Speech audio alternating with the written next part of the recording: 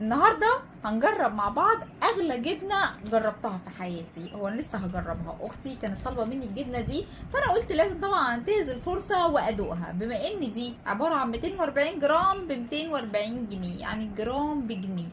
تعالوا بقى نشوفها. هي جبنه اسمها ارتيزنال، اسمها ايه؟ ارتيزنال، اسمها تشيز جبنه بالبيستاشيو والتشايبز والكرامبري. معلش يا ساره هنبوظ الكيس. ايه الريحه دي؟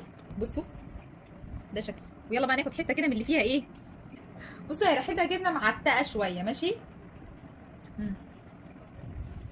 بصوا طعمها لاذع شويه، مايل للحاجات اللي هي الحادقه المحدقه سنه كده.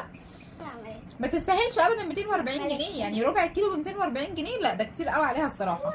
فلا انتوا بقى لو شفتوا زيها كده في السوبر ماركت تعملوا ايه؟ ما تجيبوهاش، تطلعوا تمشوا من الناحيه التانيه على طول. قلت الحقيقه.